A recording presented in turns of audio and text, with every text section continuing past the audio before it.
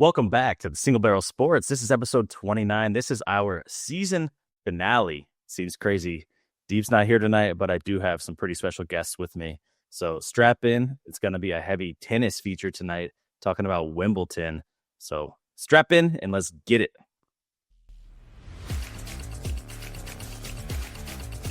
Welcome back to the Single Barrel Sports Podcast. Watch some college football, have a couple beers, a couple bourbons. Nah, he's the GOAT. There's no debating that.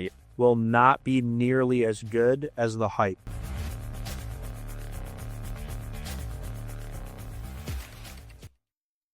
Hey, what is going on, everybody? This is Scott, co-host of the Single Barrel Sports Podcast. With me tonight, some special guests, Andrew and Jordan. We got a big show ahead. I first want to shout out my other co-host, Deeb. He is enjoying himself on a European vacation.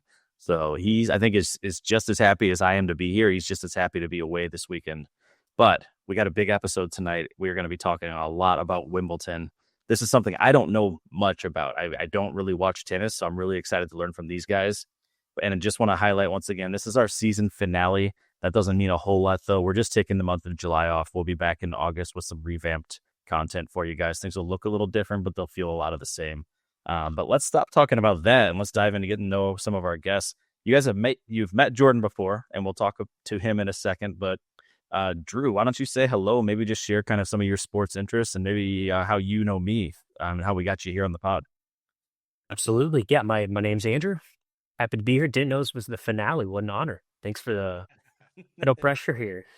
But yeah, pretty generalist in terms of a sports fan. Kind of pride myself on being able to just kind of talk anything with anybody for the most part, though there are some that I'm definitely deeper on, NBA, NFL. Used to be an avid Cardinals fan, and just kind of fell off the boat there. Kind of a bandwagon fan at this point. Don't tell anybody around here, though. And then as far as how I met you, college friends. Actually, Jordan here was my suite mate when we were freshmen in college. And then introduced you, or he introduced me to you, and then we started playing some video games together solo, and that was the real let's break this friendship in the series. So yeah, hey, and all uphill from there, right? Absolutely. Hell yeah. And Jordan, welcome back. Obviously, I think you planted the seed for this episode, and I can't remember if that was on recording or off recording. But I know both of you guys are much more into tennis than I am. And Jordan said, hey, when Wimbledon rolls around, like if you want to have me back, we could talk tennis. So Jordan, just say hello again and maybe give us a little bit of your background with tennis and why you're interested in this event. Yeah, Scott, thanks for having me back, man. Happy to be here. I can't remember if it was on air, and I think it might have been off air that I mentioned the tennis thing because you were kind of going into golf and some other areas. And I did play tennis in high school. Big caveat here. So where I'm from in Festus, Missouri, tennis is not a huge deal. It's not a huge thing. And I wasn't playing baseball in high school. And so I tried out for the tennis team my freshman year just because I wanted something to do in the springtime. I should have played golf. I'm being completely honest. I should have played golf in retrospect, but tennis was super fun. It was just something to do in the springtime. And then by the time I was a senior, I made varsity my freshman year because our team was not great, let's be honest, but it was super fun. And then I played all 4 years in high school. And then my senior year, a lot of the best players in the conference had graduated. So it was kind of a vacuum for me to fill. And I did play a little bit better that year. So I was able to win conference. And then I might get into it more later, but we don't have to get into it. Like I kind of gypped in districts, and so I didn't play for a long time after that. But as far as tennis coverage now, I usually cover the big matches, the big tournaments. So I'm not like the most diehard fan where I'm really catching everything, but I do try to catch Wimbledon, especially when sports are kind of dying down. We'll talk about the NBA and the NHL, but Wimbledon's kind of like just with baseball, kind of on its own, and it's like this summer thing. So I always look forward to it. Absolutely. And I know you kind of got into this. Sounds like you've been at least into tennis since high school, just something to do during that off season. But maybe what's your favorite moment from playing tennis? Maybe the conference championship, but if there's anything that stands out that you think is good to tell, just as a general story of playing the game. I've actually a very distinct and kind of funny answer that immediately popped into my head. We were playing a city team, Bishop de Burgh, and they had a guy on their team. Their top two guys were like play all year round, private lessons, probably going to go to college. And I didn't really play outside of tennis season. And also our school was not big into tennis, right? So I was our number one my senior year. and this guy is just torching me. In high school, we would play 1 pro set to 8, so it's just a race to 8 games. And so I was getting just absolutely demolished, 3, 4, 5 games. I don't remember how many he had up on me. I'm like hardly scoring at all. And I just decided, I'm like, you know what? If I'm going to lose, I'm going to lose. So I just started ripping every ball with everything I had. And I got 1 game on him. So he beat me 8-1. And you'd have thought I won the game. I was after the whole match. Afterwards, I'm like, dude, I'm so proud of myself that I got even 1 game on that guy. And I was like, they're like, you just got smoked. I'm like, yeah. But at that 1 game, though, it's pretty nice. And Did you win a service game or did you break him? it was a service game. I had a decent serve, and a lot of other parts of my game weren't complete. And so it was a service game. And then I had a big enough serve that he couldn't just crush me on the return immediately. So basically, it wasn't a serve like volley situation, but basically on his first return, I was basically just going for broke and picking a line and just going for it. And it just worked out one of the games. And then after that, I tried that strategy some more, and then I just kept hitting it in the net out. It didn't pan out, but I was so stoked. That's definitely like my favorite like tennis memory, especially from when I played. That's awesome. Hey, and just if there's people out there like me that don't know much about tennis, I actually think I could answer this, but a service game, that just means you're the one serving for that game, which a game is a piece of a set, which is a piece of the match, right? So Correct. you alternate each game who serves. So it sounds like you were ripping heavy serves on this guy. That's my only chance. Yeah. Hell yeah. And I think it's fair to say, you guys could correct me if I'm wrong, but it's kind of, you have the advantage if you're the person serving in that game, right? I mean, is that a fair thing to say? Go ahead, Drew. Yeah, no, for sure. You're dictating the pace, you're dictating the spot. You have a second serve too, so if you miss the first one, then it gets a little more even. The guy can play up on it, like you're going to play safe, but you're still in control even at that point. You can still rip one past. So you're setting the tone for that game. Yeah, and I will just share with you guys. I think Jordan, you might know this from when we were roommates, but I actually played, not officially, but I played tennis just at the tennis courts with my buddy who was our number 1 on our high school team. And that was always my strategy, Drew. I would rip it on the first one and hit it soft on the second. And that, that it got us through. Playing doubles with him, we had a lot of wins. I think I beat him 1 set 1 time because I played like legit like 5 days a week with him for a whole year. But yeah, I could never win a match against him. And that was really the only year of my life I ever played tennis. But it is really fun. If people out there have never tried it, it's so fun to just pick it up and go play it. And, you're probably going to sail some balls over the fence your first time because the angles just don't make a lot of sense if you played other sports. But tennis is very fun and it requires a lot of hand-eye and really a lot more thought and strategy than you might think. Cool. Drew, favorite tennis moment from watching over the years? Oh, I don't want to be chalky, but I mean the 08 Wimbledon's pretty special, and that was one of the first ones that I remember being sick that Sunday, I think, and I mean that was 08, so we're early high school or whatever, and I just remember sitting on the couch and turning it on, not knowing really like the rules or who these people were. I think I'd seen Federer in some like Sports Center commercials. And I knew he was good, and then Nadal was like this, still kind of like he had broken out, but he was still up and coming. And that was just a gladiator fight. Like it just hooked me. I was so like every point was so so dramatic. And that's a big allure of tennis, just the point by point nature of it. You can really get sucked in. So say that one, and then honestly the one right after that, the following year when I was like coming back now I understand what's going on. Federer's playing Roddick that year. So you had the allure of the U.S. tennis player in the final. You had Federer come back to his preferred court after he lost the year before, and he's also 1 away from taking over Sampras's all-time record. So I was in for that. And he ends up having this awesome match with Roddick. Roddick almost pulls it off. They have like a 16-14 tiebreak, if I remember correctly, which is just unreal. And then I watched every slam since. So good. Hell yeah. And it's just like golf, right? I think there's 4 for the Grand Slam, which makes sense by the nature of the name of the achievement. Yeah, so I know they have a U.S. Open too, right? In tennis and in golf, and then obviously there's Wimbledon. Wimbledon, is that the big one? Is it safe to say it's the biggest, or is it just the most historic? I guess it's kind of like the Masters. It probably is the biggest, but I'd say so. I don't know. What do you think, Drew? You think it's like no? It's the Masters is the analogy. It's basically like the old fashioned. We get dressed up. It's very Victorian in both settings. A lot of like prestige around it. It's known for being like these luscious grass, like they are the same. And then the other ones just have their own kind of quirks to them that people like, hit or miss. But Nice. Awesome. Well, guys, before we jump into the sports here, I just want to do a quick social media promotion. We do this every episode. I will be brief, as this is the 29th time that we've done this on the podcast. But if you guys want to check out our content anywhere, and this is your first time listening to the podcast, singlebarrelsports.com. We'll have a direct link to all of our social media.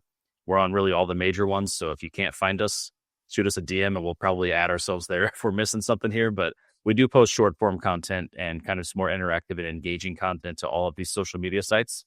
And we would love you to drop a follow if you find our stuff interesting, and we'll keep making more content for you. But that's it for the plug this week. No need to be belaboring that. Let's go ahead and jump right into something that's really become a staple on the episode, and that is called the sports term of the week. And for you two, since you're not always on here with Deep and I, this is really just, it's an ambiguous sports term that you might hear, announced or talked about by a commentator that doesn't make a lot of sense in the context, that you kind of have to like figure it out. So this week, our sports term is going to be, it's a tennis term, and it's called the moon ball. So Jordy, why don't you tell us what the moon ball is as our kind of resident tennis player here? Sure. So the moon ball is just going to be kind of it's going to the moon. You can kind of give it's like a high arcing shot. So it's going to be just that you're basically it's like a lob, but also called a moon ball if you really have to lob it way over the other player's head. So the context here is you might use it if you're like desperate and you can barely get to a ball, and you know that if you hit a normal ground stroke, they're going to get to basically anything, and either they're at the net or they're just going to be able to put it away for sure. So you just kind of give yourself time. So you'll put it as deep as you can and as high as you can to give yourself time to come back into play. Another strategy that you might do is if they're just aggressive coming to the net and you just have to lob it kind of way back over their head to the back. And then another one too is if they're just like really in rhythm, you can kind of just do it to throw them off too. Like even if they're at the baseline, which is like the back line of the court, you can just kind of hit one of those to throw off their rhythm and make them hit a shot that's just not coming back at them with pace. And then that can change up their rhythm and kind of mess them up. Maybe they'll hit it out or in the net or something if you think that you need to throw them off their rhythm. It's an interesting concept, right? Because if the pressure is on you, this is just a way to kind of like ease it up temporarily. But I guess from a casual perspective, it sounds like it wouldn't really help to kind of control the game. It just kind of slows it down for momentarily to get back in position. Is that maybe a fair thing to say, or would you think there's more to it? Yeah, it's definitely like you won't use it all the time. It's more to change the pace up, or kind of sometimes can be a desperation move. But it can be really, really effective, especially if they're way up at the net and you get the right, like the perfect amount of height and like getting it over their head. That's like the perfect lob or the moon ball. But the moon ball is probably referring more to like when you really hit it super, super high in the air to kind of help yourself recover and get back into play. But if you were to do it all the time, like if it's a high enough moon ball, they're going to be hitting like an overhead shot. And so pro tennis players are going to be able to do that. But like when I played, players weren't that like good enough that you're not used to hitting that outside of your serve sometimes. And so you could just like hit the side of your racket, or you just overcorrect and hit it out or in the net. And so it can be pretty useful just like to switch up the flow of the game. Okay. Do you see that a lot, Drew, when you're watching these big Grand Slam events?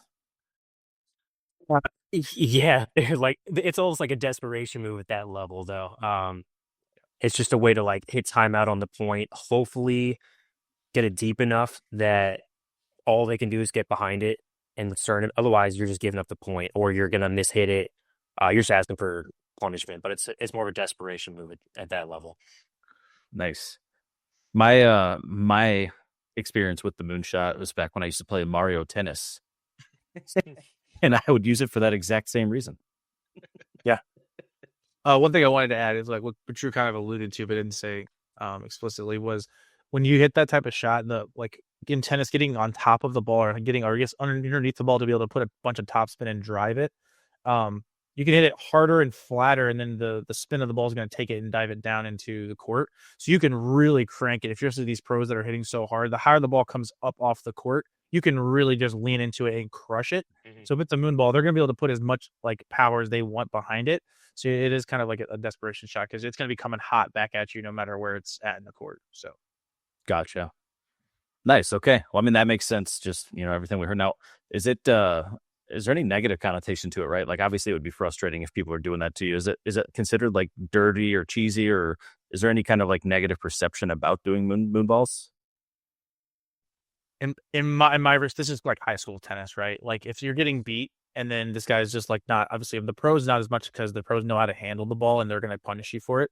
But at my level, so if your guy's beating you in like what normal ground stroke, just back and forth tennis, and then you start throwing that in, and they're either like messing it up or you're capitalizing on it, they'll get like mad because they're like, oh, just play regular, hit it back at me normal. So some people might think it's like cheesy, but it's like it's not as well within the rules. So some people might think it's just like a cheesy way to play. If it starts to work and you just keep doing it, people think it's kind of cheesy. Yeah. And at the tour level, it's nothing like a tush push or something where you're just groaning like, oh, this thing again, or like, oh, is this so lame? I wish this, like it is a viable strategy at that level. The crowd's not groaning when they see one or anything like that. So I can't think of any negative connotation to it. Okay. And if anything, it's usually really exciting if it works. Whereas like usually what would happen is you hit the moon ball, the player that's ahead in the point goes back, and they're going to hit it really hard, and they're going to pick a spot. So the person that's behind in the point, just trying to get back into play, they'll usually preemptively guess which side of the court the ball's going to get hit at, and if they guess right, they're like back in the point, and then the crowd will go crazy, and then like who knows will win the point at that time. But yeah, you're basically like a goalie on the baseline taking a penalty shot and just hoping you get there. Mm-hmm. Gotcha. Okay, nice, cool. Like I said, that's I can understand the concept hearing it now, but I would never have been able to explain that. So I love to learn about new stuff like that.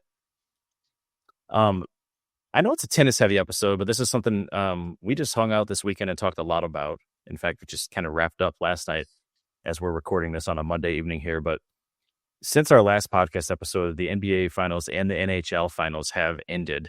Let's do a quick recap here. Maybe Drew, do you want to start just by kind of what were your thoughts on let's do hockey first, on the Panthers beating the Oilers, and I think they did it in 6 games, right? It was game 6 they won in. So generally speaking, what were initial thoughts or impressions on that series? Initial thoughts, I thought the idea of the rematch from last year was really exciting. Obviously, you guys know, talking hockey just on the side, we all kind of ride for Connor McDavid. We ride for Team Canada if possible. It'd be fun to see him win. I was clearly pulling for McDavid. Florida's just a better team, straight up. It's like they lost Hyman the round before, which is clearly they lost some muscle there. And Florida's just bigger, stronger, kind of faster. The games that the Oilers won, they were like overtime kind of fluke goals.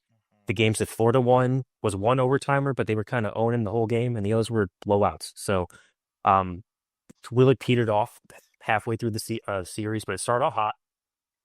It was electric. It did start off hot. And the Oilers won the first game in overtime, right? It made me think they had a chance, even though going into it, I was like, probably going to be Florida. What do you think, Jordan? Anything to add? I caught some of the key games, but I didn't know. I would like try to tune in, or I had something else going on, and then I come back and the game was like out of reach. And so I was like, oh man, like if I could catch it, it was. And then one of those times, all of a sudden, it went to overtime, and it was a crazy game. Like the first 3 games were absolutely insane. From a viewing standpoint, absolutely electric.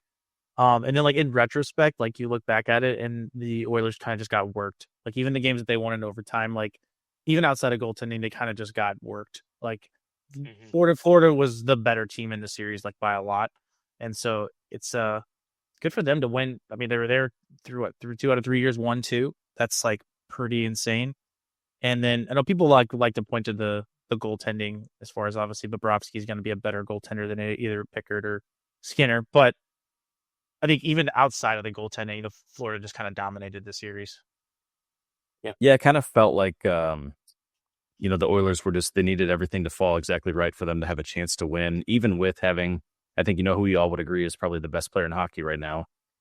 Oh my gosh. It's just one guy on one line, and I think that's a big thing that sets a sport like hockey apart from a sport like basketball, where one guy is pretty much on the court for, majority of the game. It's an interesting thing. I think Florida definitely has a better team collectively on paper. And I think the results after winning twice in a row have kind of shown that. But I'm curious to hear what you guys think about where do these teams go from here? And in particular, with some of the murmurs about Connor McDavid and like, does he move on or does he stay? I actually admittedly don't know what his contract situation is like, but I did read that he said he didn't commit to staying with Edmonton. He said, I would do what's best for my family or something along those lines. So Jordan, what do you think about that? Never what you want to hear from like your legend player. we'd rather hear the I'm an Oiler type of reaction. So I don't know. I think he might be a little tired of the experiment, and he feels like he's given them enough time and given them everything he has. So it wouldn't be like outside the realm for him to leave. If I'm the Oilers, I don't even care. Like from just like fans in the city, like just do whatever you have to do to keep him. In my opinion, it's like even if you know it's not the best thing for the team, when you have that type of player, in my opinion, you kind of like if you can just keep him on your team and he'll be there as if hopefully for life, and then he's just a legendary Oiler player. But I don't know if they're gonna be able to convince him of that. I don't know. We'll see. I think he's on his last year. I think this is his last year, or does he have 2 more? I actually don't remember the exact contract situation either. But I'm looking at it here. He is entering his age 29 season, so next year will be his last year under contract. He'll be unrestricted free agent starting the 26-27 season. So they've got a decision to make for sure. Yeah, that's big. Drew, anything to add to that? Just like general thoughts as a fan of the player?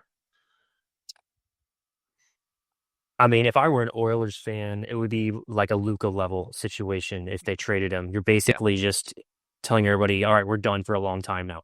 And you've got essentially a Gretzky-esque layer that you're letting walk away.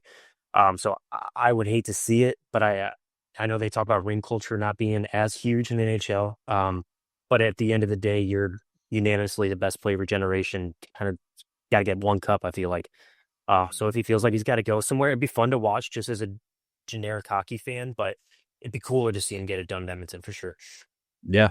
I can't imagine it'd be like seeing Ovechkin not on the Capitals, but, I think he would look good with a blue note. I don't know how you guys would feel about that. Can you imagine? Yeah. We'll get him like in his last year when he's washed, like when we got Gretzky. Yeah. Yeah.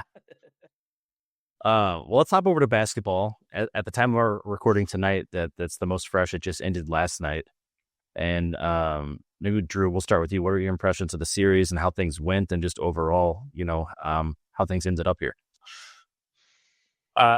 Top level, I thought it was a incredible playoffs. I mean, like every night was just awesome games. Ended up with a great matchup in the final.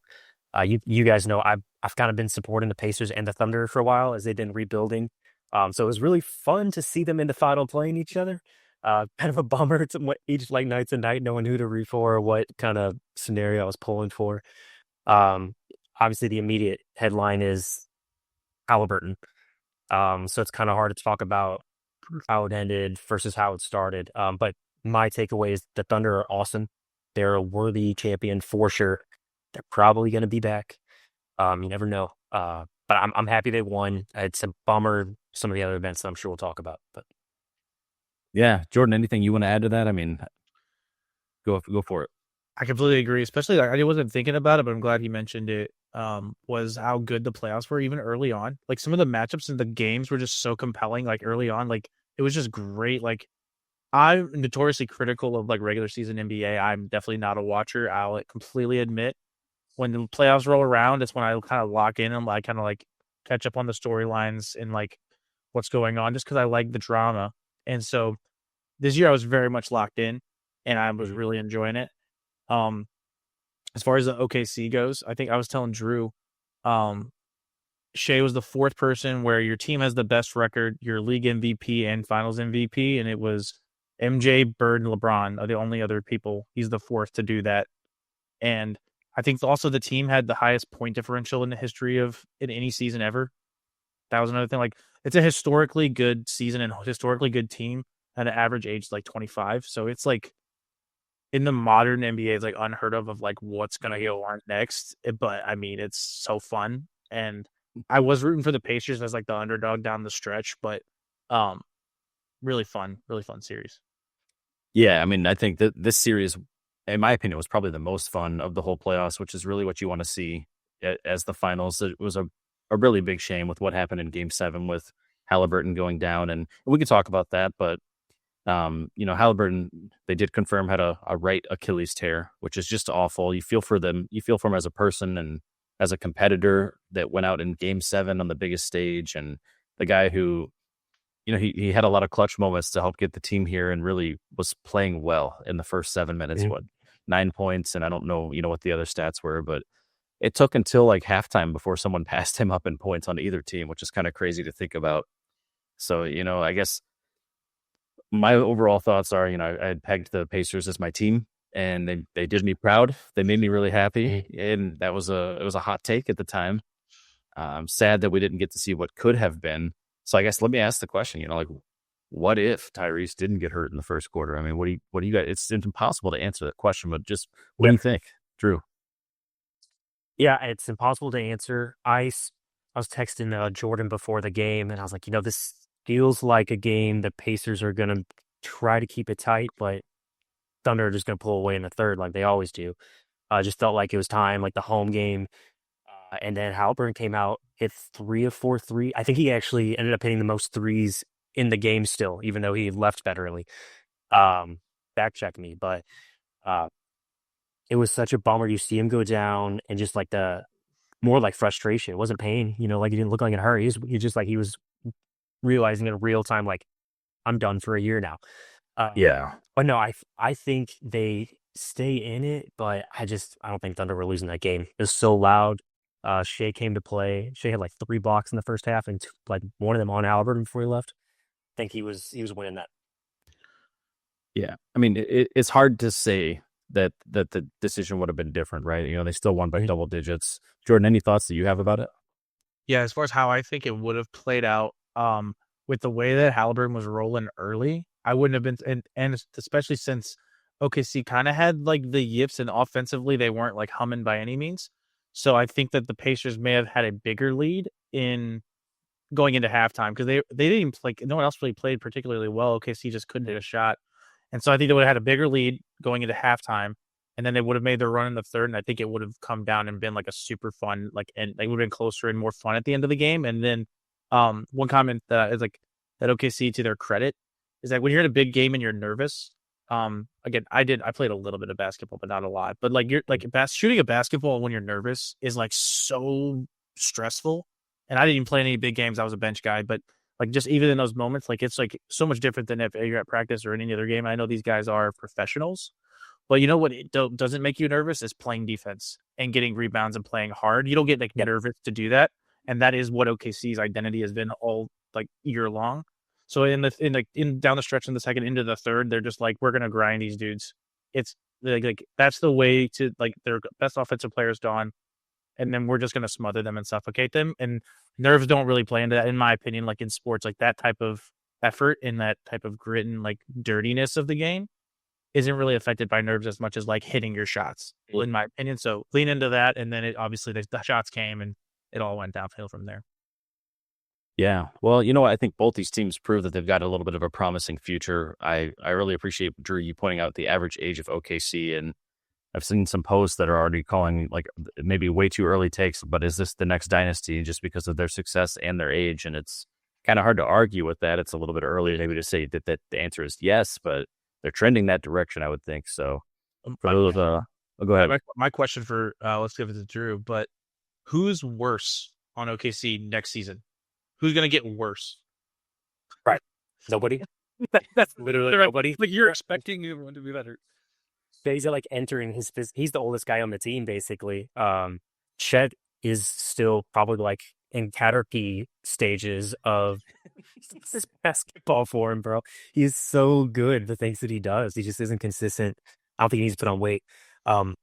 Speaking to their youth, one thing that's kind of a bummer coming out of it is it's weird how the narrative for the finals kind of flipped, where the Pacers became like the America's sweetheart kind of fun run team, and the Thunder weren't villains, but nobody was like psyched for them. Mm-hmm.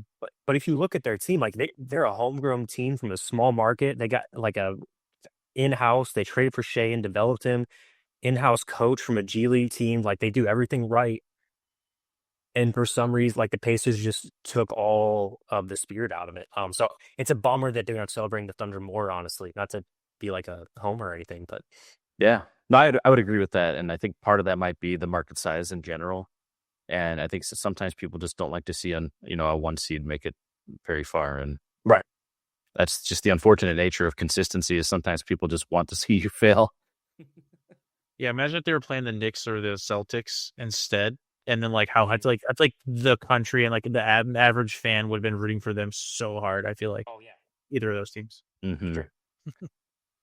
Awesome. Well, we're gonna move on and get back to our tennis talk now. But that always fun to recap, especially national championships. That's a big deal. So I'm going to start off with some history and traditions today. We've done this in some of our golf episodes, and I just think that it would make sense to follow a similar format with another topic we don't regularly visit on the podcast here. And I'm going to actually turn it over to you, Jordan, to kind of just guide a little bit of history here if you want to, and talk to us about Wimbledon and kind of how it became to be what it is. Sweet. I got some notes off to the side to make sure I'm covering some of my favorite things. But Wimbledon, I know we said it's kind of like the Masters in golf, which again, I've told Scott in person, but I thought that those episodes just about the history of the Masters and even, was it the U.S. Open? Yeah, at Oakmont I thought it was really interesting because I'm like newer into golf, so I thought that was fun. But in terms of the history, a little bit of Wimbledon, 1877 is the oldest tennis like tournament in the world. 1877.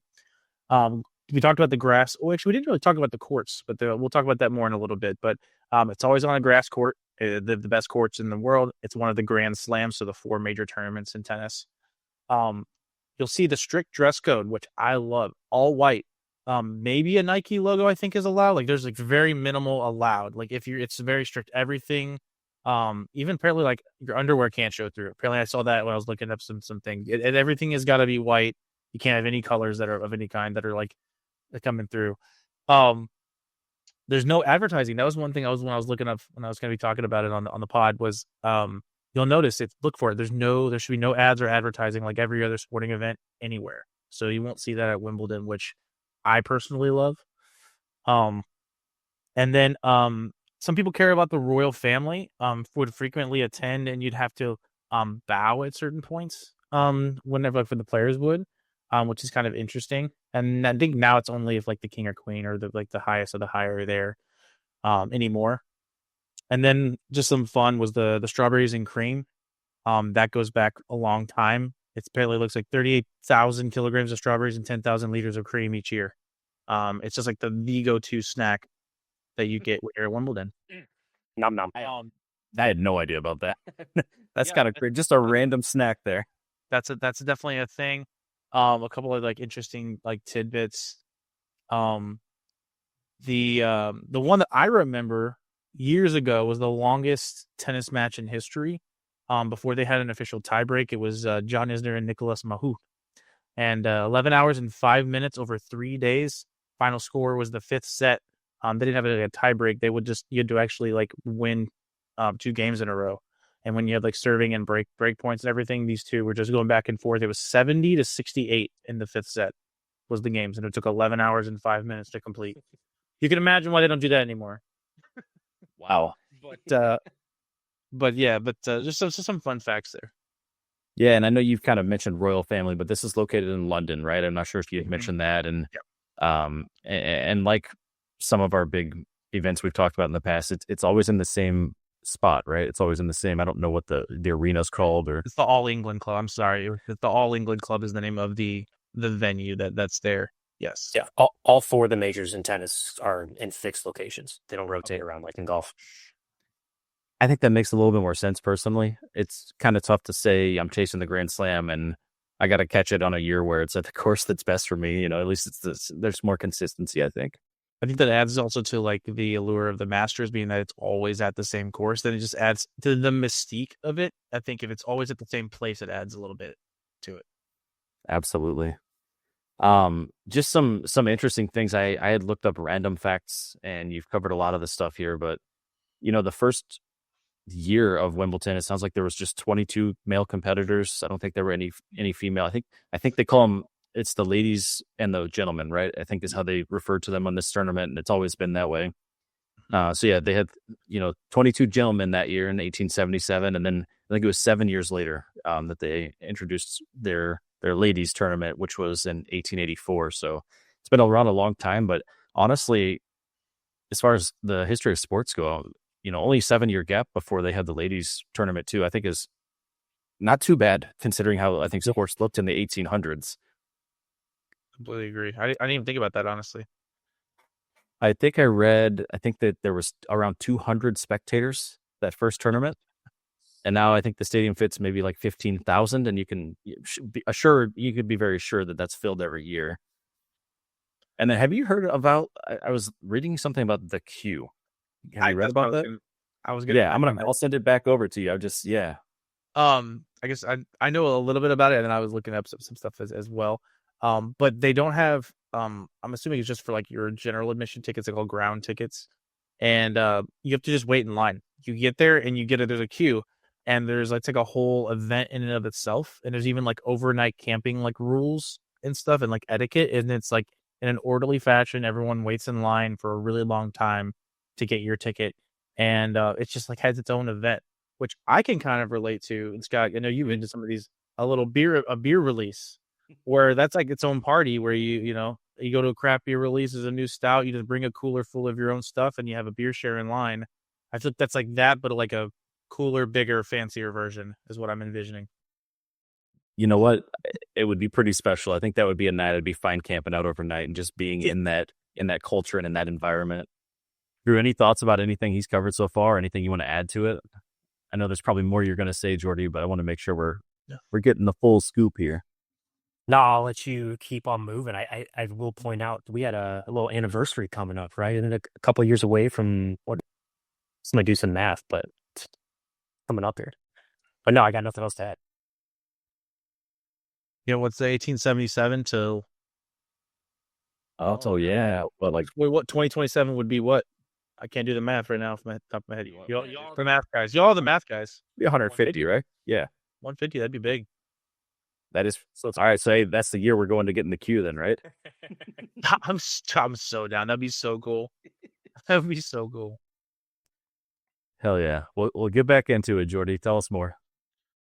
Oh, as far as the actual a little bit more just about if people aren't familiar with tennis, the different courts. I was gonna kind of go into the different court surfaces, which is a huge deal in tennis.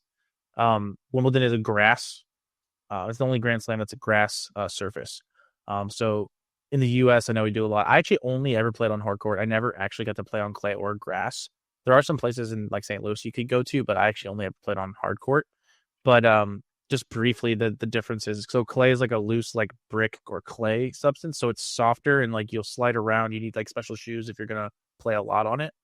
And the ball will, and since it's softer, the ball will like dig in. It slows the ball down. It bounces higher, and so it kind of is a different play style.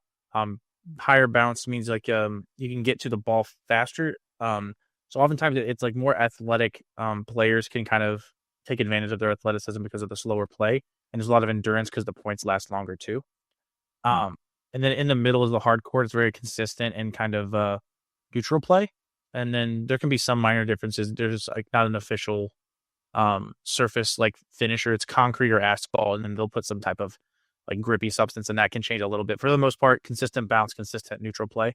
And then you go to Wimbledon, which is the grass court. Slick, low bounces, super fast play. So we're looking at that's why big servers are always like good ones to go for, because if you can just hit an absolute monster serve, it's going to skid, it's going to stay low. It's going to be so much harder to return than something at like the French Open on clay, when it's going to have to take a bigger bounce, even when it's a big serve. A lot of that was like long-winded, but it just completely changes the play so that it's just more interesting between Grand Slams. Different players thrive in different environments and different surfaces. Yeah, and you already answered. I was going to ask if you had ever played on grass. I imagine it'd be a little bit more, like you said, a little more slick, maybe a little bit more challenging to get your footwork underneath of you compared to, hard. What did you call it? Hard top or hard surface? Or just hard court. Yeah, hard court. Mm-hmm. And that's totally true. Yeah, most people that play casual tennis, they're going to be on hard courts. It's kind of like exclusive access to get into a club, like a clay or a grass club. Mm-hmm. Yeah, no, I would have to level up quite a bit, I think. One thing I read that was interesting, I was trying to do a little bit of reading before these, even if I don't know what I'm talking about, but it sounds like there used to be rain delays that would occur. And so it sounds like they've added a retractable roof over the stadium. Is that true? Yes. Drew, you want to take this one? I've been talking a lot. So you're good. I don't, if you've got the exact year up, I remember when they did it, I think. But yeah, I think 09.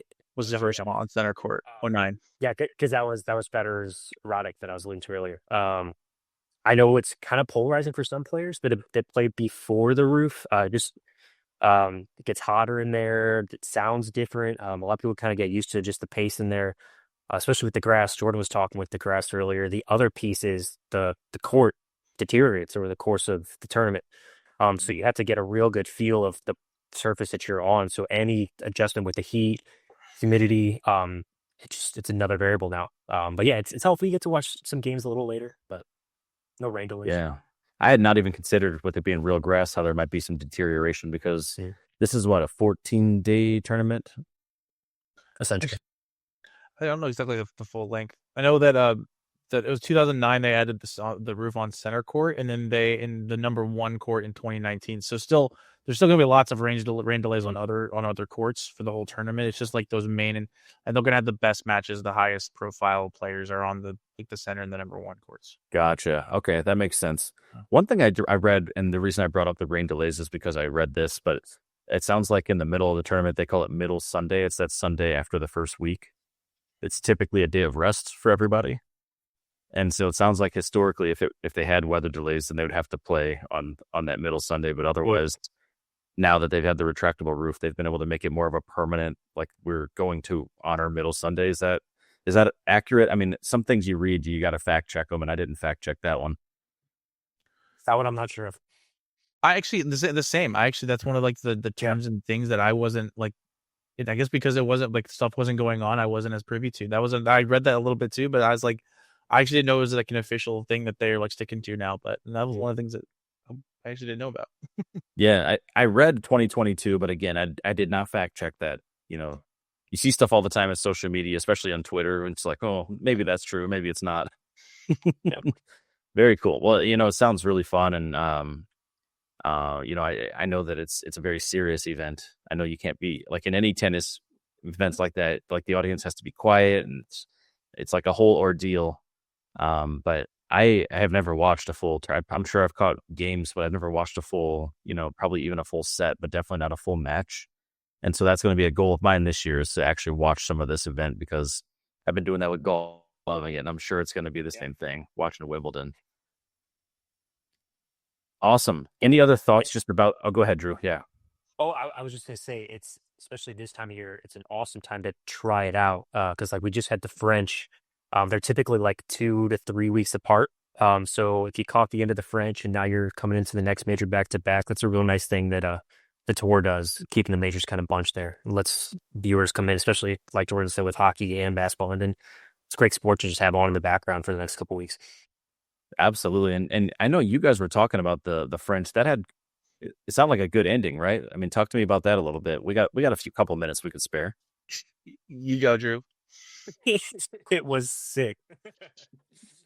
Oh man. I came home and the first set was just ending. I'm like, okay, right on. This is probably over. Sinner was just crushing it. Sinner's so good. And Alcaraz hung in there, and like 5.5 hours later, it's over, and Alcaraz has another one.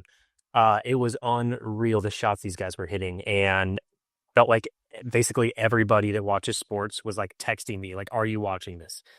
It was a very communal experience that morning.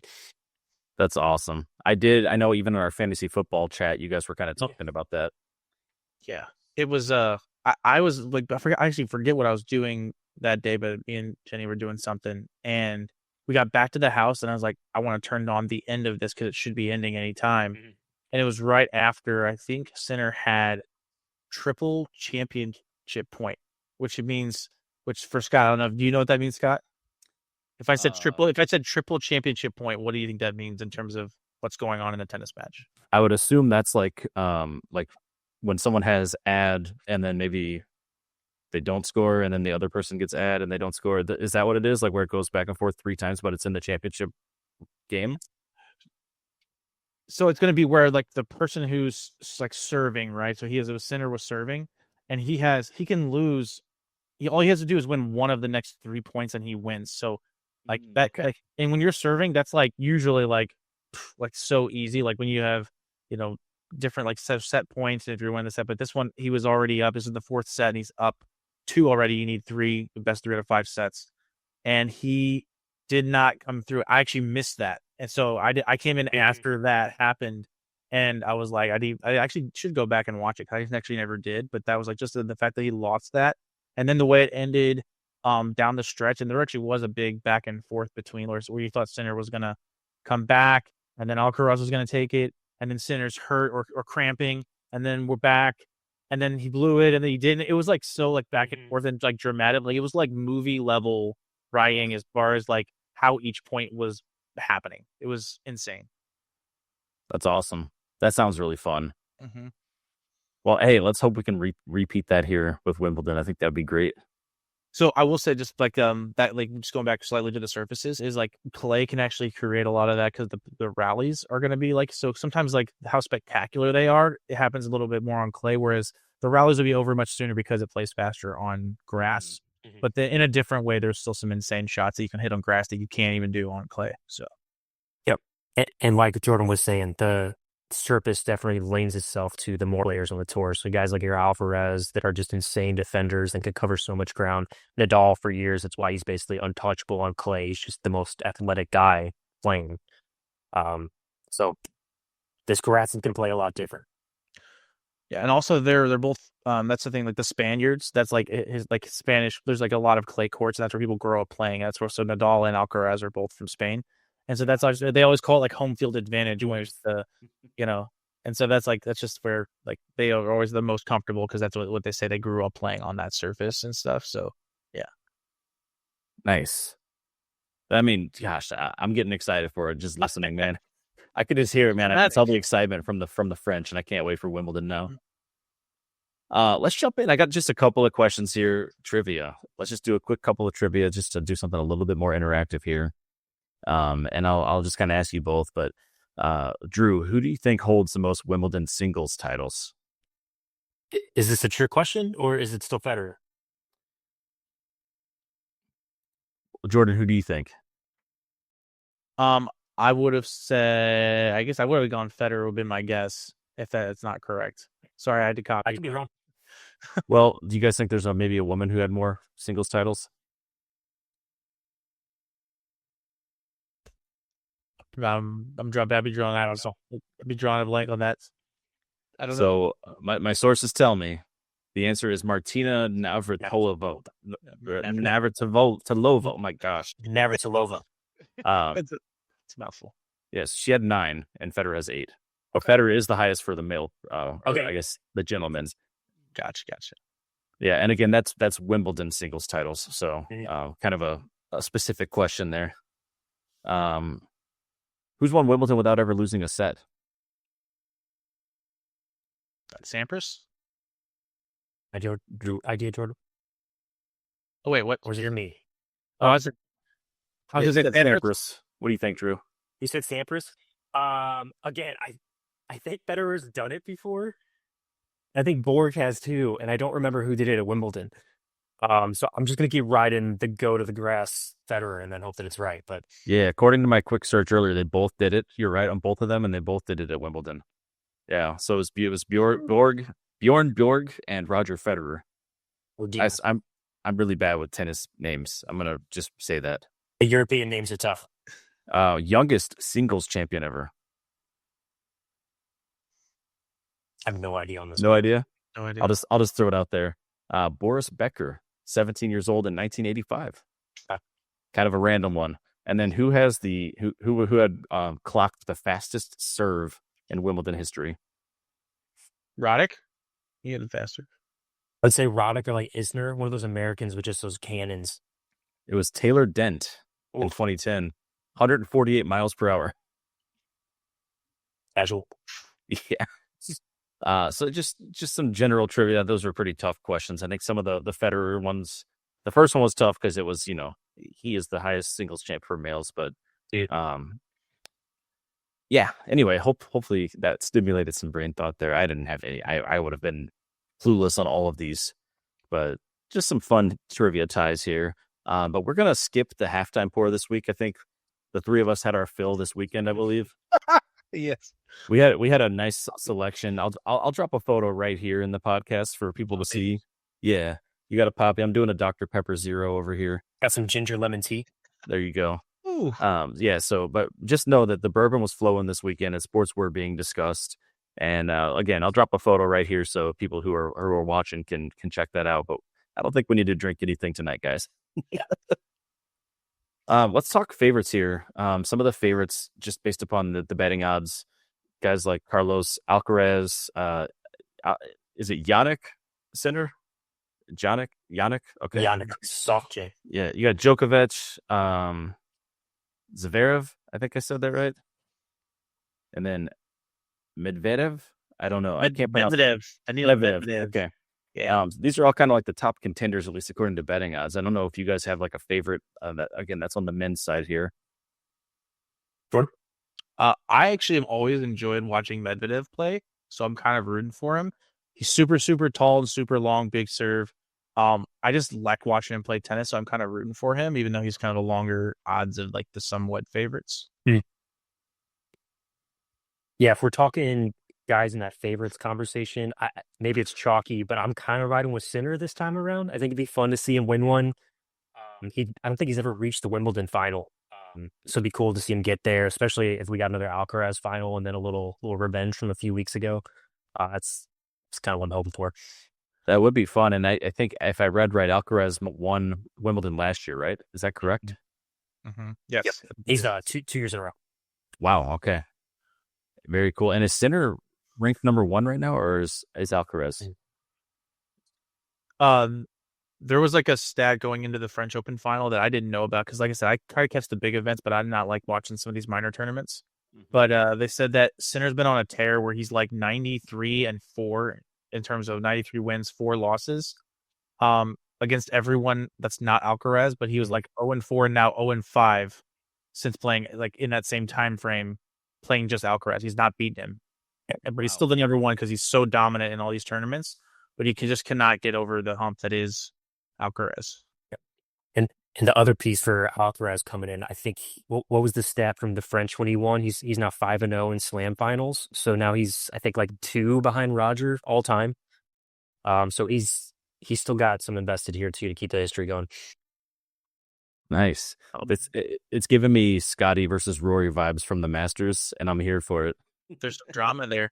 And another thing too, just like thinking about like the drama of it, was that Sinner was, for the most part, I don't know the exact stats, but he was running through people. I don't think it was all in straight sets, but it was like 3 or 4 sets. I don't know. It was not. He hadn't played a 4th game. That's right. That's right. So he was running through people early on in the French Open. He was running through people, and so Alcaraz being like very athletic, defense focused. That was like, I know a term I thought of is like drag him into deep water. Like the longer the game goes, the more it would favor Alcaraz, just because Sinner wasn't used to going into a 5-set just brawl. Mm-hmm. And so that was like how the longer it went on, it was kind of favoring Alcaraz. So that's something to think about. And again, different environment with grass versus clay, but still, like the longer the match gets, usually someone like Alcaraz is like thriving the later the match goes. I know there's been some injury considerations. I know he's a little older, but what are your guys' thoughts on Djokovic? He's won 7 times, right, at Wimbledon? He's awesome. I'm not picking him to win this weekend, and I may have a little malice in my heart towards Mr. Novak. But I mean, I'm not gonna be shocked if he wins this weekend. He's still awesome. It's a testament to how good he is at this age, still playing up with these dudes in their mid-20s, just hanging in there.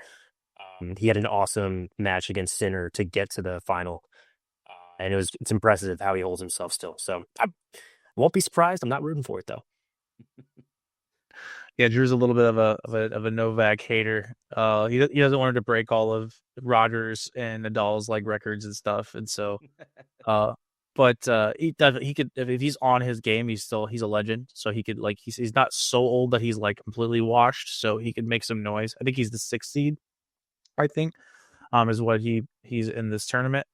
Another thing, Scott, just like for context, I was just thinking about this whenever like explaining the match and like the triple match point, championship point, is that in tennis, if like in that moment he had the game, he could win the whole match, in 3 points, or if he just wins one of the next 3 points, it's just Sinner versus Alcaraz in the French Open final. Mm-hmm. But if he messes that up, he could still you might not you have to wait another hour or more before you can win again. Or the same thing from Alcaraz's perspective is if you're about to lose in 1 point, you have to win all 3 of these next 3 points or you're gonna lose. But then after that, if you can claw your way back, you can win that set, and then you can go another whole set in a tiebreak in that. And so it could be I don't know what it was. It was an hour and a half or 2 hours after that whole drama went down, and it's still going on. And then it's happens again towards the end. So it's just so crazy, the drama of it, and then the game just continues. And so it's just, I'm sorry, I went on a little tangent there, but No, that's good. Yeah. you're watching, I think it's so thrilling personally. It sounds like there's a big mental aspect to the game then, especially when you get into those later rounds. 100%. Yep. 100%. Let me dive back into favorites here. And do you guys have on the women's side of things, or in ladies, I think this is the official term for Wimbledon? Do you have any favorites that you think might pull it out there, at least from the list of top contenders? I'm kind of rooting for Coco, just because I'm a homer here. I was pretty psyched with how Sabalenka was after losing to Coco. Not the best look, so I'm hoping she comes out. She's awesome. I mean, she'd be my pick to win. Honestly, I'm rooting for Coco, but I think it's gonna be Sabalenka probably. She just hits the ball so hard. She should have beat Coco in Paris. It kind of choked.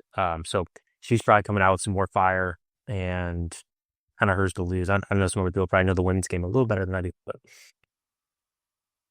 You could add to that, Jordy. Yeah. Yeah, I've become kind of a fan. It just seems like she's been on the TV just by fortune, but I've just enjoyed watching her play. Was the and I apologize if I butcher her name. It's Iga Swiatek, or yeah, it's hard to pronounce her name, but she I like watching her game, and at times she's been one of the most dominant women, women's players in the world at certain times, and she's had some rough goes recently, but I clearly by the odds I'm looking at, she's definitely up there in the top of the favorites to win it all. Hell yeah. I love it. What about sleepers? Do you guys have any ideas, people that maybe aren't in the top 5 to 10 that you think would have a chance to win this? I start off my pick on the men's. You want to do your sleepers, Jordan? Yeah. So with the men's, I'm rooting for the American Ben Shelton. He's the young guy, and he's had a big serve. He's plus 5,000 to win, it looks like, but as far as I can see, so definitely not in the top, but he's also not crazy sleeper, but that's one guy that I will definitely be trying to catch some matches. Yeah. Sure. My guy's not a sleeper. He's definitely not in the top 5 or so, but I'm kind of pulling for the hometown boy, Jack Draper there. Oh yeah. He just won an Indian Wells a few months ago. Really coming into his game. He hits the ball hard. He's fast. I think he's got a shot. It's always fun to watch the guys in London. Same with Andy Murray. It just seemed like the most stressful possible thing you could imagine, watching him try to win it at Wimbledon. So if he can do it, it's really cool. Yeah, I like that kind of added pressure of playing in front of your home audience. Yeah, okay. That's a name we'll keep an eye out for, both of those. I want to kind of move into some other things and maybe move a little quicker here, but I want to just do some random kind of what ifs from history before we dive into our 2-minute warning for the night. So, Drew, I'm actually going to give this one to you, but the first what if here is, what if Federer would have won in 2008? And then where does his career go from there? Does he go on to maybe win 10 Wimbledons? Does Nadal ever actually beat him on grass? If what are your thoughts on that? It's a really good question because Federer's the man on grass, and Rafa hadn't broken through yet. But he's such a cyborg. I have a really hard time believing Federer's career's any different.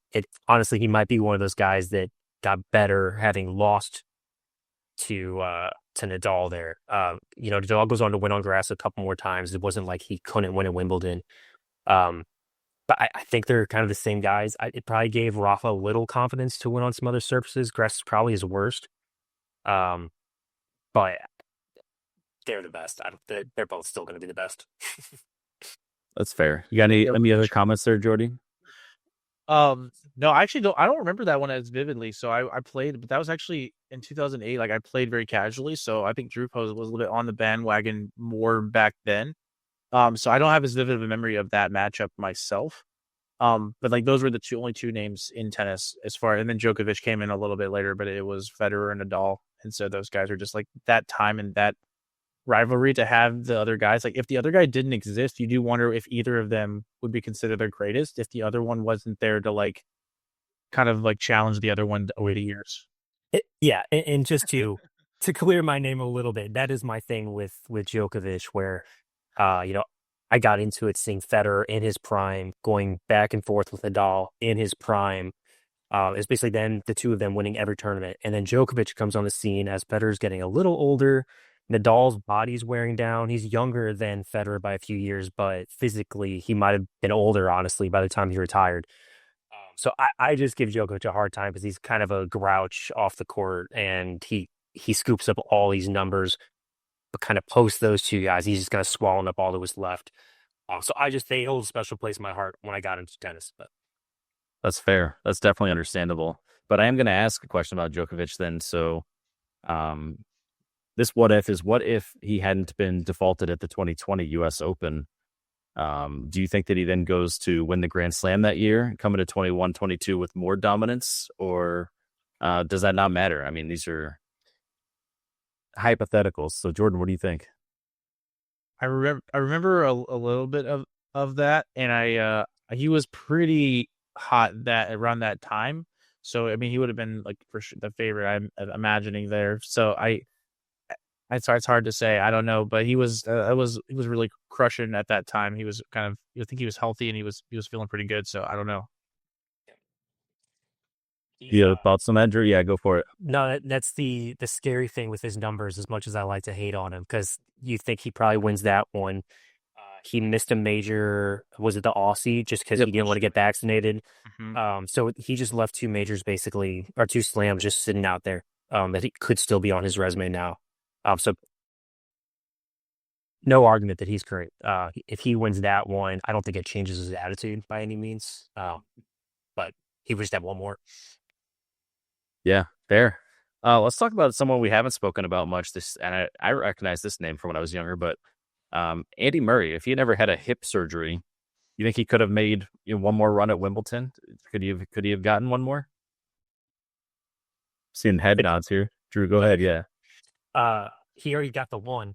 So he got that terrible burden off, which we'll see if Draper can do that this year. But he was awesome too. He had a lot of skill. He was overshadowed by those other names we've been talking about. He's kind of in that group with like Wawrinka, some of the other U.S. players come up, but he at least got a few slams.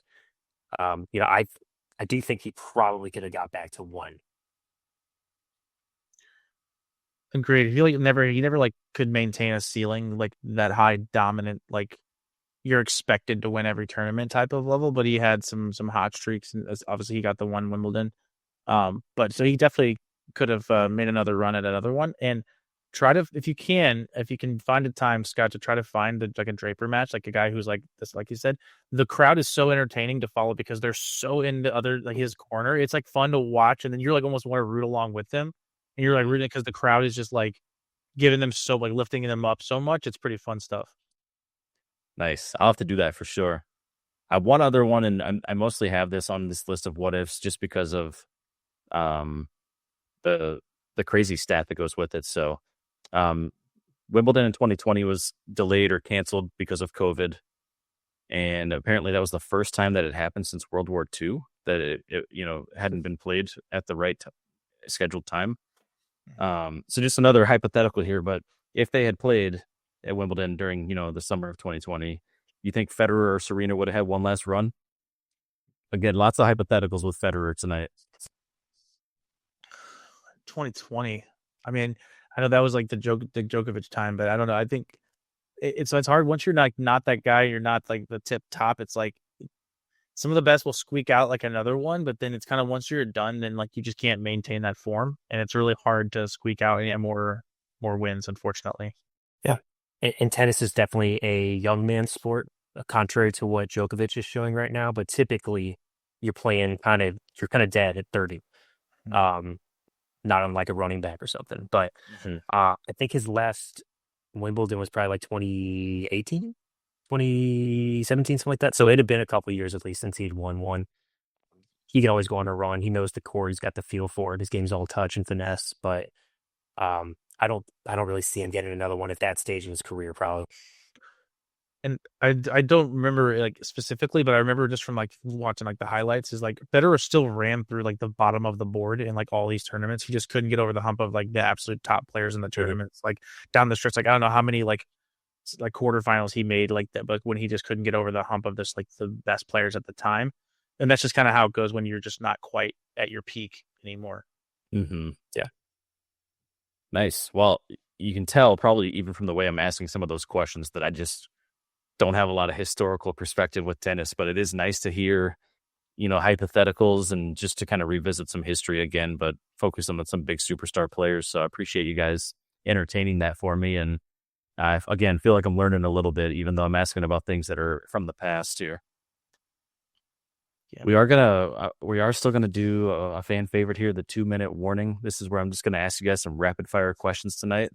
Before we hop into that, was there anything else that you wanted to kind of cover from Wimbledon, whether it's the current players or the what ifs or anything like that, or did we kind of cover that okay?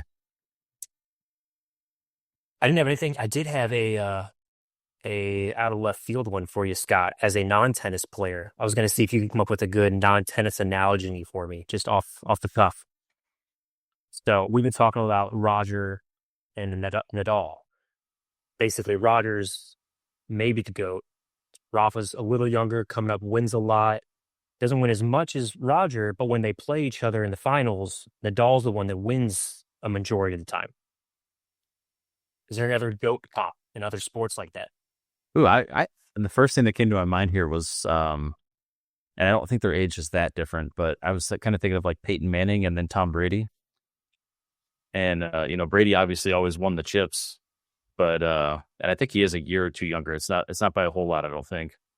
But that's the first thing that kind of came to my mind here is, Peyton, without winning all the championships though, because he did win a couple, but he wasn't as decorated as Brady ended up being.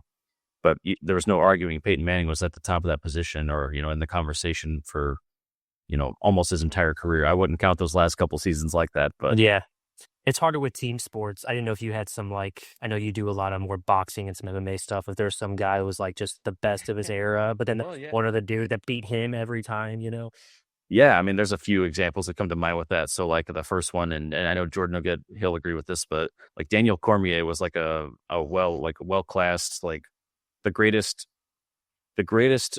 guy, the greatest wrestler that lost a lot of championship fights, and it was always to John Jones.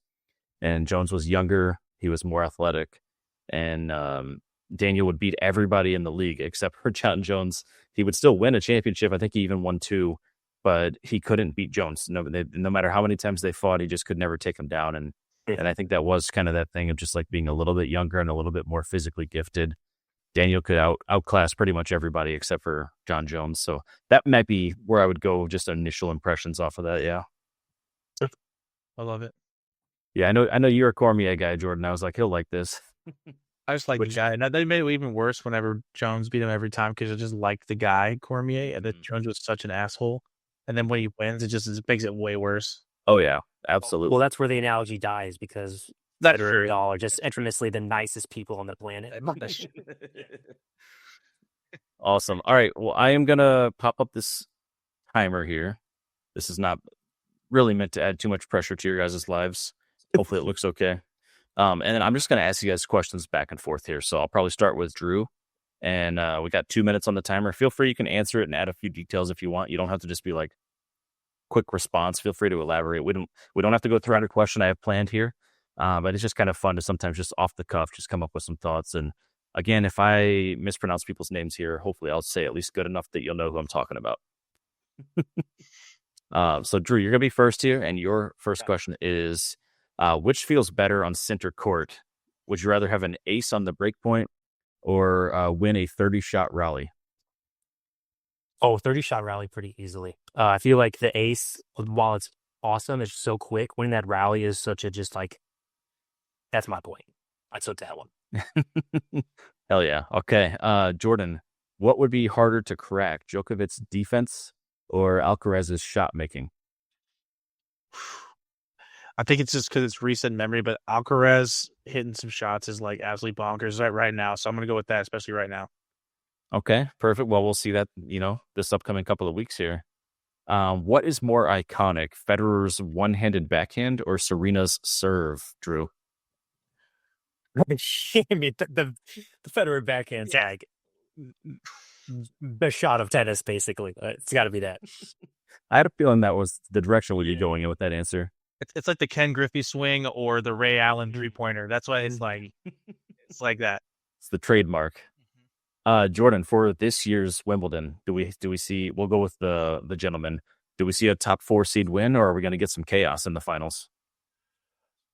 I think both think it'll be Sinner or Alcaraz. If I'm being honest, I think both those guys are just like, especially when they clash of the Titans at the French. I think that's gonna be one of those two guys. Awesome. Drew, what was the better Wimbledon rivalry, Nadal versus Federer or Djokovic versus Murray? Djokovic versus Murray for sure. Just kidding. No, it's got to be Nadal and Federer. They're the best. I was like, I know that's a troll. Yeah.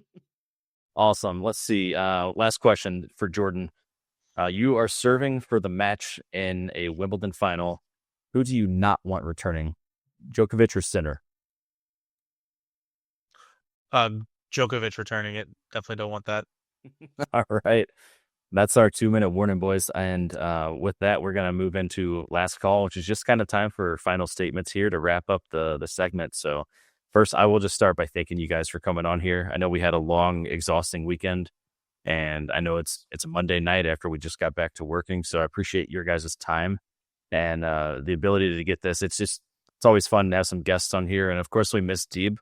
But it's great to still have some other people that are knowledgeable and like talking sports, so we can keep the show going on and just do a whole brand new spin on things. So I don't know if either of you had anything, any last minute things you wanted to say, but Jordan, I'll kick it over to you for whatever you got to say. I just want to say thanks for having me on. And I'll say that I mentioned being on this like a long time ago, but may have like forgot about it a little bit. And then you reached out and I was like, that'd be awesome.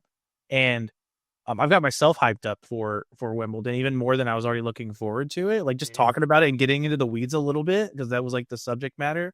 And so I'm actually like even more jazzed than I was already. So I appreciate you having me on. And hopefully people can see that like it can be kind of a fun thing to watch. Hell yeah, man. Well, I'm happy to hear that. I feel the same way. But Drew, what do you got for me? Same. Thank you for having me on. This was a lot of fun. I love just talking sports, and we could have kept going on the NBA finals for another 2 hours if you wanted. Yeah. But I will say, just in terms of where we are with sports right now, shout out to all of them. The Stanley Cup was great. NBA finals were great. French was great. We got Wimbledon. We had Rory with the Masters. We have all this incredible stuff going on right now. And now we have baseball. And we're waiting for football training camps to kick back up. So now I go to depression, but I thank you for your time. Yeah, well, that's a nice segue into me kind of talking about season 1 wrapping up here and the return for season 2. And there was a little bit of strategy involved with choosing the month off that we chose. And it's really for that reason. There is another golf major coming up in, I think, 3 or 4 weeks. And obviously Wimbledon is going to be playing, but we were able to knock this episode out to where it'll be, we'll post this, I believe, on the 26th. So it'll be out a few days before the tournament actually starts. Obviously the qualifiers are going now. But yeah, I think it's a nice time to take a break from talking sports for, the month of July and refocus. And if you guys saw the episode last week, this will be redundant, but Deeb and I aren't changing the format of the podcast. It's still going to be bourbon and sports themed. We're still going to talk all sports with seasonal focuses, but we've learned that the time that we have to focus on the podcast and the content is the time that we're devoting to it right now. And so to make bigger changes or to try and create some evolution over time, we need to use that same time more efficiently. And that's really the big focus of us taking the month off. So there will still be content. Him and I will still be meeting. We just won't have full-length episodes for a month so that we can make some changes. So things might look, sound, and feel a little bit different going forward, but still have the same core of Single Barrel Sports Podcasts. So that's what you have to look forward to. Season 2 will be launched in August. I don't have the exact date in front of me now, but it'll be like that first Thursday in August. And then we'll hit the ground running, kind of talking about things we missed over the last month and teeing up some football conversation. And I'm definitely looking forward to that. So if you guys are interested in that, come back. We'll be back in a month. But otherwise, Drew and Jordan, thank you both for being here tonight. It's a lot of fun. And season 1 was a hell of a ride. So here's to season 2.